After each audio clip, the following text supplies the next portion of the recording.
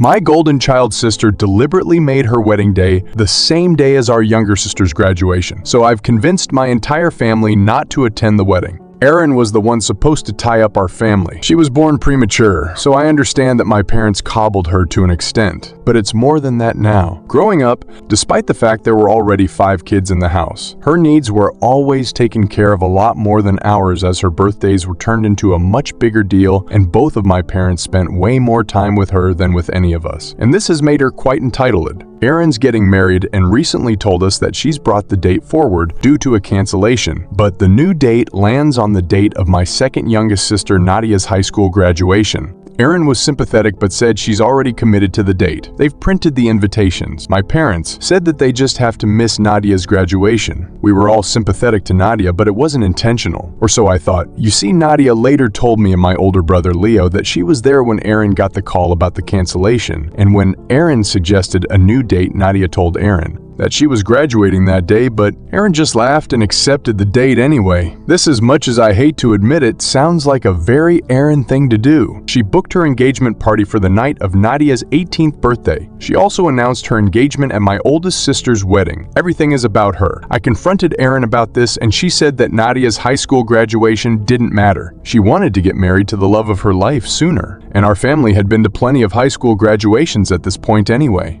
Here's what gets me the most. Nadia's been looking forward to this for so long. She's watched all of us graduate and have these huge celebrations thrown by our parents. I asked Nadia what she wanted, and she said she wanted to have her day. So I told my family that me and Nadia won't be attending the wedding. My brother Leo has also dropped out. Everyone's angry. Erin's furious, and I didn't make it better by telling her that I could watch our other siblings get married since it's all the same in her eyes. Mom's trying to convince me to come to the wedding because graduation isn't as important, but I feel like if I don't do this, then it sets a precedent in Nadia's life that she's always gonna mean less than Erin. I've had messages calling me asshole and idiot, etc. They're telling me to step up and be a good brother, but that's what I'm doing. My son is supposed to be the ring bearer, but with how my family is reacting, I'm considering pulling him out of the wedding too. My dad's told Nadia he'll take her to dinner after the wedding. Nadia's currently staying with me because mom won't stop cornering her. Update. It's been 2 days since the wedding, and a lot of stuff has gone down. So last Friday, Leo and I went to speak to our parents and my golden child sister, Erin. I wanted to tell them that I'd be pulling my son from the wedding. Our older siblings ended up turning up as well, so it was us 4 standing up for our younger sister, Nadia. Leo had spoken to them the night before and helped them see things more clearly from Nadia's eyes. Apparently, it didn't sink in with them that Erin chose the date intentionally. There was a lot of yelling. Erin accused me of trying to sabotage her wedding. Our parents tried to convince me to let them take my son to the wedding, but I stood my ground. I felt a lot stronger with my older siblings with me. There's only 2 years between me and Erin after all. Luckily, the oldest, Lydia, was there. Her words carry more weight as the eldest, and she didn't give Erin or my parents room to argue, as she told them that Erin chose the date intentionally, admitted as much in front of me and Leo, and that this was normal behavior for her. Lydia told them that if they continued to favor Erin so blatantly, the rest of us would go no contact. Our dad started yelling, not at us but at Erin, surprisingly. I've never seen him so angry before, and to see it directed at Erin was shocking. Our mom asked us to leave. We didn't hear from anyone on that side until Monday, when Erin's fiancé George asked to meet us at our parents'. He apologized to Nadia. He didn't know that the wedding and graduation overlapped, nor did he know that it was something Erin did on purpose. Our dad was the one to tell him. What followed was a long talk between us, during which we all aired our grievances. I told our parents that we all felt that they valued Erin more, that none of us mattered to them compared to her. Her artwork always went up on the fridge. Ours always went in the drawer. I told them that, as a parent, I could never imagine treating my child like that. Erin tried to argue. She tried to tell us that we were trying to turn her into a bad guy, trying to turn our parents against her, trying to sabotage her wedding. Our mom told her to be quiet and that it was our time to talk. George stepped in to tell us that he didn't expect us to attend the wedding, but we were welcome to attend the reception. He went so far as to say that he wished he could have canceled the wedding altogether, but it only cost him more money that he'd spent by bringing it forward. Mom's willingness to hear us out lasted less than 24 hours. By Tuesday, she was begging us to reconsider. Apparently, our feelings meant nothing in the face of Erin's dire stress and the fact that people would be questioning our absence on the big day. I haven't spoken to my mom since, but I did ask my dad to bring me some of Nadia's things because she is going to be staying with me full time. We have officially gone no contact with our mother. Dad took Nadia out for an early graduation celebration on Wednesday. They had a daddy-daughter date that I think she really needed. He apologized for a lot of things and told her he wanted to do the same with the rest of us. But Wednesday was about her. I'm happy she got that one-on-one time with him. She was happy coming home to me. In our sibling group chat, she said that she really thinks Dad is going to try to mend bridges with us, even if Mom won't. Dad also turned up early yesterday morning to give Nadia flowers. He told her that he was proud of her. George even called while he was getting ready for his big day to congratulate Nadia, which I really appreciated. We didn't hear from Mom or Aaron. Our paternal grandma ended up coming to the graduation with us. It was a great day. We didn't think about the wedding, didn't think about Aaron. We just had fun together. My son got to wear his aunt's cap and gown and nearly drowned in the fabric. Our grandma tried on the cap too. We took photos and sent them to our dad, who posted them in a Facebook post. He wrote to congratulate both Aaron on her wedding and Nadia on her graduation, and we laughed about how it must have ticked off our newly wedded sister. We went out for dinner, and we as siblings gifted Nadia money for a week away with her best friend. Things are going well right now, but I doubt Aaron will let them stay that way. Update 2. It has been 5 months since all of that happened, and so much stuff has gone down, it's unbelievable. So right after their wedding, my sister Erin and her husband George went on their honeymoon, and their absence sent our mom into a frenzy. She wasn't used to having no one around, someone was always visiting. Mostly Erin, but the rest of us would visit out of obligation and to see our youngest sisters Nadia and Lexi. With Erin on her honeymoon and the rest of us, no contact, Mom had no visitors, and she really didn't like that. Literally,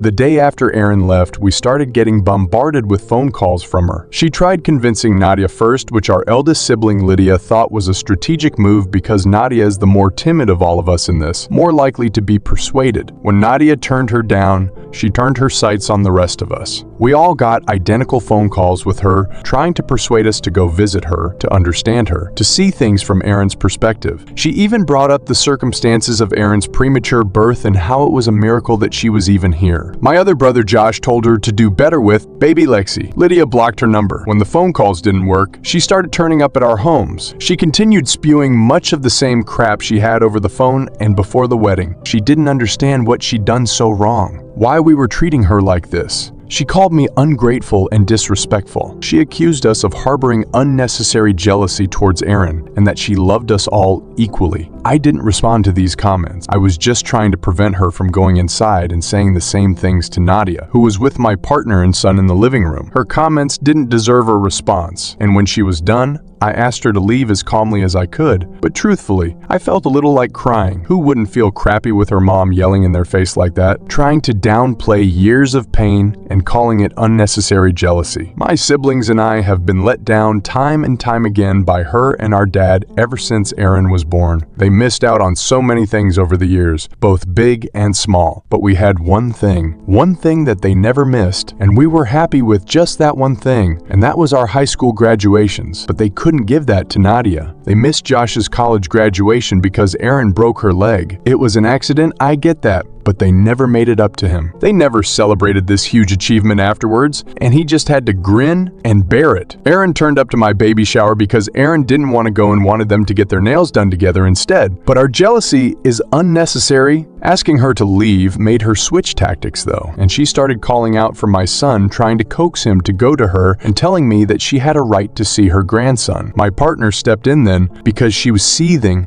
and took my place at the door. Mom yelled some more, but she left when my partner threatened to call the cops. Mom repeated this song and danced with my older siblings, but similarly got nowhere with them. Then came the Facebook posts, indirect rants about ungrateful people and how shocking it is that some kids could turn against their parents so easily. Erin somehow got involved while on her honeymoon and called Lydia to scold her for being mean to our mom. But as I've said before, Lydia's angry and she's had enough. Whatever she said to Erin prevented her her from calling the rest of us. There was then a Facebook post about how much it hurt to be kept from grandchild. My mom's sister called me and there was yelling and even calling my fiance the N-word. I blocked the number. I know Dad was trying to convince our mom to just leave us alone. He kept apologizing because she just wasn't listening to him. Erin came home after 2 weeks. She tried reaching out to Lydia again, asking for us all to talk because clearly we all have some issues to work out. We did not turn up. Erin was very angry at that because she's not used to us not turning up for her. Now, while our mom was on a rampage, our dad was still trying to do better by us, and he's improved a lot. He and I went out for a meal together, just the two of us, grabbed a drink, and he apologized. It wasn't a generic apology that he could have repeated to all of us about how he's sorry that he hurt us and neglected us, but he brought up specific instances that he wanted to apologize for. He thought back on all those years and picked out moments that he wanted to apologize to me for. I know he did the same for the others, but having him apologize for things like canceling a fishing trip because Erin needed him was something I wasn't expecting. And I never really cared for fishing, but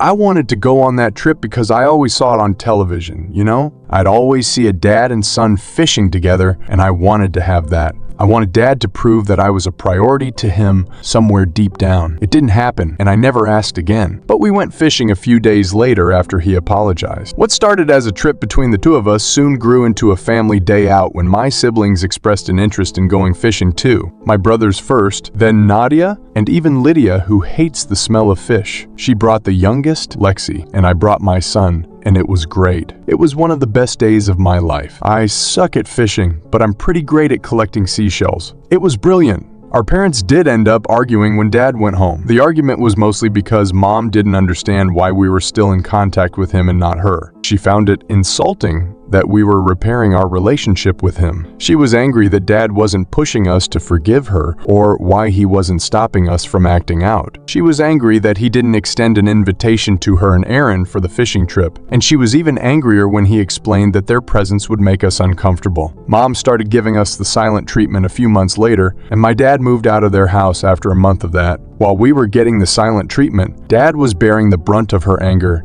and it really took it out of him. He was trying to do better by us, and she was trying to villainize us, and he ultimately told her that if she didn't take accountability for her actions soon, then he'd be contacting a lawyer. Mom didn't take him seriously. He's been staying in Lydia's guest room since. Mom doubled down and said that he was blind for not seeing how we were manipulating him. Unlike the rest of us, Dad obviously still has regular contact with Erin, and according to him, she's even told Mom to reconsider what she is doing. Unsurprisingly, Erin's involvement is what got Mom to relent. I'm not sure if she's thinking about how she's treated us or if she's silently stewing.